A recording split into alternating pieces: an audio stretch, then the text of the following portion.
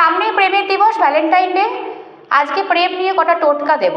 যে কোনো দোকানে আপনি যদি দশকর্মার দোকান হয় সেখানে আপনি চামেলির তেল পাবেন। সেই চামেলির তেল আর লাল গোলাপ এটা আপনি কোনো মন্দিরে দিতে পারেন। এর ফলে আপনার পুরনো প্রেম কিন্তু ফিরে আসার সম্ভাবনা থাকছে। যদি কোনো রাধাকৃষ্ণের মন্দির সামনাসামনি থাকে, বাড়ির সামনে থাকে, তাহলে সেখানে পাঁচটা পান আর বাঁশি দান করুন, এতেও কিছু লাভ হবে। মা দুর্গার যারা পুজো করে থাকেন তারা মা দুর্গাকে স্মরণ করে লাল রঙের মিষ্টি, যে কোনো মিষ্টি হতে পারে কিন্তু সেটা লাল রঙের হতে হবে, আর তার সাথে লাল ওড়না দান করুন।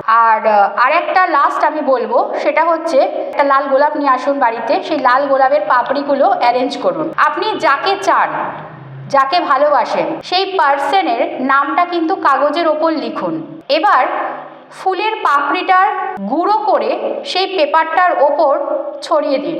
পূর্ণিমার রাত্রে সেই পেপারটা এবং যে গোলাপের পাপড়িগুলো একসাথে বার্ন করে দিন।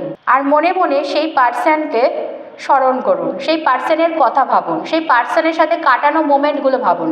ডেফিনেটলি আপনার হারানো প্রেম ফিরে আসবে। সবাই খুব ভালো থাকবেন, সবাইকে ভালো রাখবেন।